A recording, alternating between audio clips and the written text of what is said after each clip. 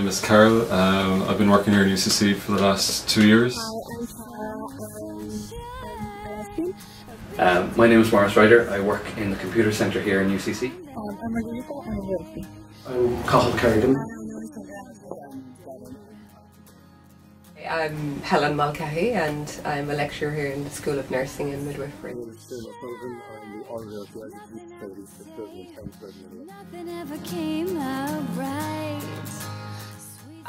Well, I always felt different. I never felt like I fitted in with the rest of my peers. But I think it was about 17 when I just admitted it to myself, really. I was gay. I was around 16 and I was happy to my year and a half relationship with a girl, and then one day I was dropping with this and I had no happy for her whatsoever. But it got me. The first time I was gay, I was 16. I was out at walk on my lunch break and I was like looking into a copy of Peace.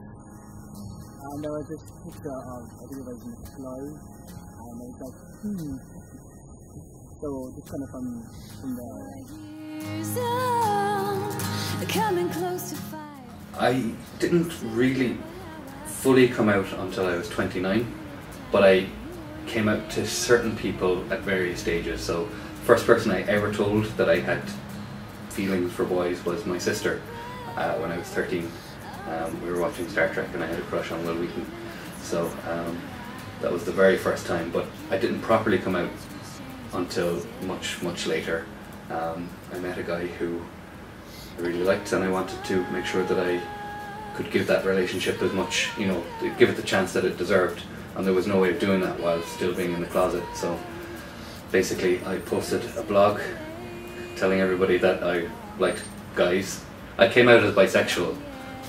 So I said I like girls as well, but I think a bit of soul searching after that initial impetus to come out to my friends and family kind of gave me the wherewithal to kind of look into it a bit more and to kind of really, truly kind of analyse myself as such. So yeah, 29. I realised I was gay at a very young age. I didn't know that it was gay when I was young. I just knew it was something different. And then I started to kind of realise that I was gay, but probably at the age of like 6 or 7, I kind of knew that it was something really different. The term coming out as well is something that I kind of have a different, well, I don't know how different it is, but my own interpretation of. I could say that, I told a friend first when I was about 20, and that, I was still a very scared 20-year-old at that point. I was 22 before I told anybody else. And that was my parents. So I suppose that was quite a stressful time, I suppose, doing that and having them deal with that as well. But the term coming out itself, I've kind of learned since, and through researching with people who are lesbian, gay, or however they identify in terms of their sexuality, is that coming out as something that you do all the time. I mean, doing it here, but also it's something that in a society that tends to presume your sexuality, or almost make it compulsory when you're growing up in school, whatever, that you're heterosexual or whatever. You find yourself having to come out all the time in various situations if people presume something else. So I guess you're coming out constantly is how I view it, and how I've seen other people live their lives as well. And that also means kind of, I think, developing a certain script in your life, developing a new script about who you are, about what kind of life you're going to have, about family and about things like that. And again, that's related to the society that we live in, the cultural norms that are there, the things people presume about who you are, what type of family you live in, or not, as the case may be. So yeah, that's how I answer that question. It's been very good. I felt, a huge sense of liberation, really, with admitting to myself and to others that I was gay. I've been very fortunate. I know there are people who are uncomfortable, now that they know that I'm gay. I just feel and it's not explicit, really, it's just, I can just feel that they're a little bit uncomfortable in my company.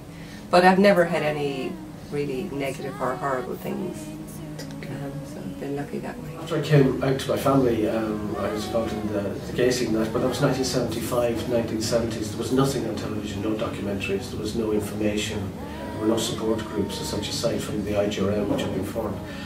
But I found I actually came out when I was working as a temporary clerical officer with the Southern Health Board in County Hall at the time. I actually went in 1975 and brought in a Gay News, the newspaper, the only gay newspaper then available through Britain and such, and brought copies of that in and told them I was gay. And the reactions by and large were, very often were people just, the negative reaction would be just a neutral one. People would just not want to talk about it. You'd say you were gay, and I had that with friends, and people would say I'm gay. They'd say, well, that's fine, let's move on. So it was silence, it was sort of ignoring it.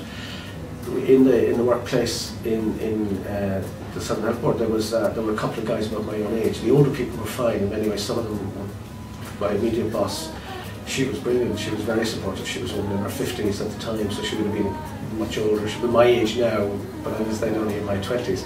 And she was very supportive and sort of very, I think, what she said, well, let's just get on with the work as well, you know, that's grand as well.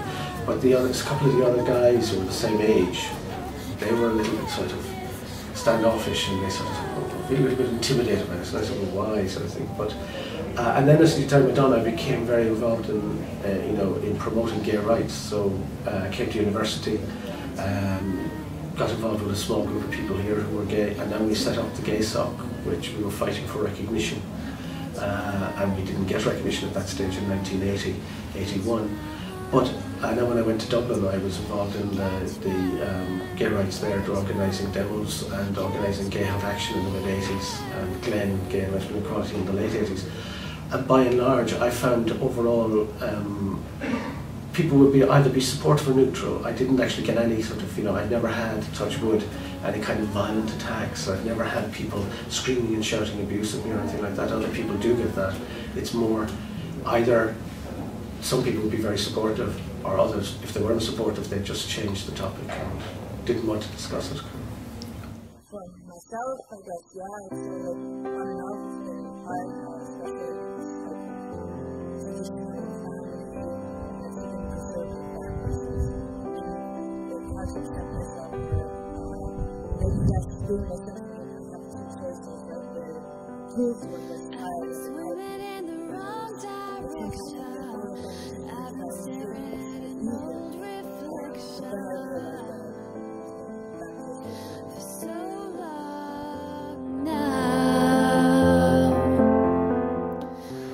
The hardest person to tell was actually, I mean, my direct family were the easiest people to tell in a lot of ways, because I knew they wouldn't have a problem with it.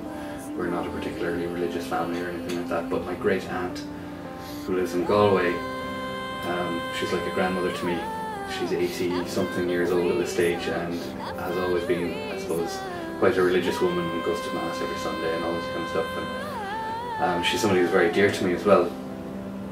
And finally kind of deciding that if I ever wanted her to meet my better half, that I really needed to tell her who he was, because I didn't want to be lying to her to say this was my, you know, ambiguous male companion, this is my, you know, my significant other. So, so I wrote her a letter before Christmas, about a year after I'd actually come out, and but she was amazing about it as well.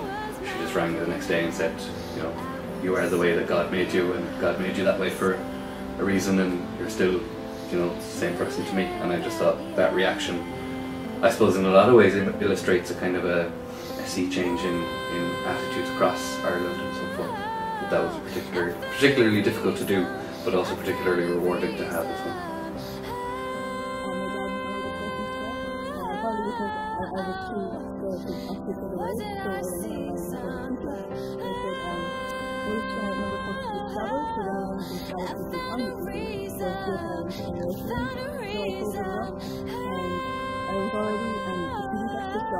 What's going on, and then I put the pieces into the ground, and then put them back in the other, and like pull the other one, and then I was like, no, and then at that first part I didn't have a flashback, and then he was like, well, I'm not going to start this in the rooftop, and then I said, well, I'm not asking you to go in the gay side, so you can go either hell or you can go, I'm just telling you, so I'm not lying to you, I've